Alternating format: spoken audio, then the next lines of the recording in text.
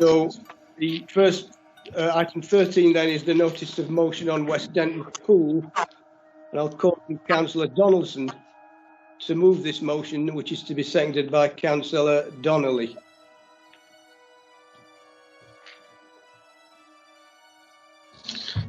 Thank you, Lord Mayor. Lord Mayor, I make no apologies for bringing a further motion to this council regarding the future of the Outer West Pool. At the last meeting back in November, Councillor Barnes put the blame firmly on the shoulders of national government for the underfunding of this council. I supported the motion because government does need to help us protect the services that our local people rely upon. Councillor Barnes's motion, however, only told half the story. My motion is intended to address the other half. Several years ago now, the council handed the running of its leisure centres to Greenwich Leisure Limited. I find it incredible that the Labour Party, the Labour Party, would effectively privatise our local facilities and take the decision making out of the hands of local elected representatives. Greenwich have a similar population to Newcastle, but they pay a lower level of council tax. They have more swimming pools than Newcastle, and none of theirs were actually closed in the period when leisure centres were permitted to reopen again earlier in the pandemic.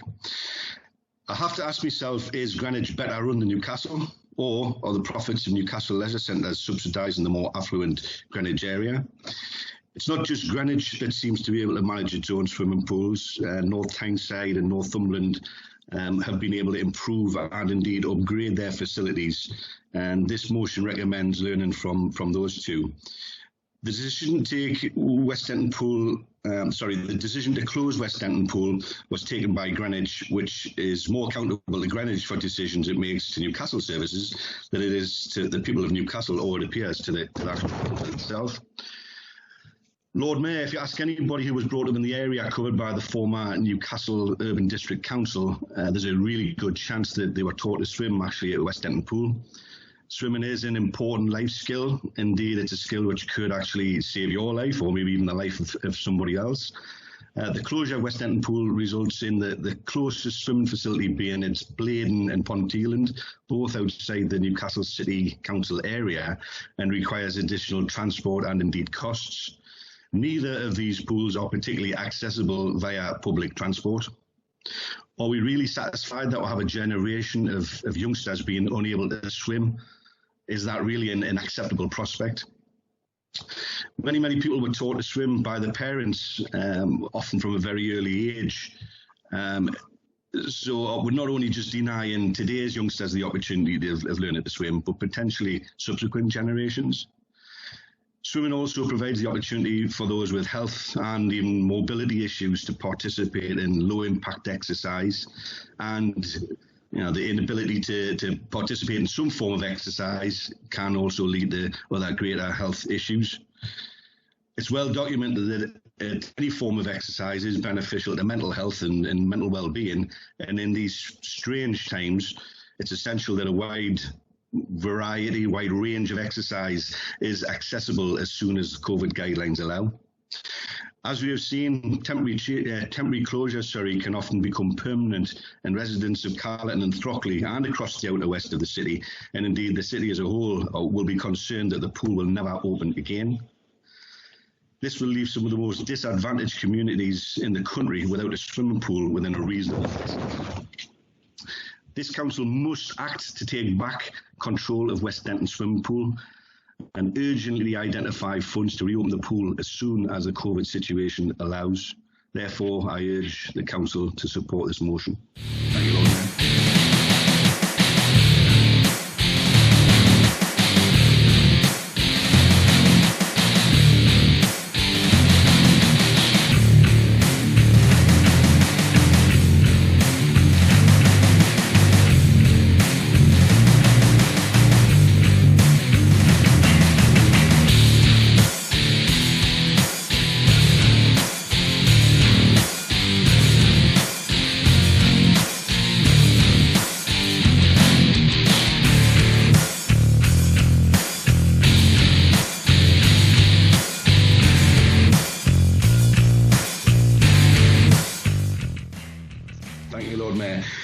When standing to be elected as a councillor, I stood on a platform of not really becoming overly embroiled in party politics, possibly naively so.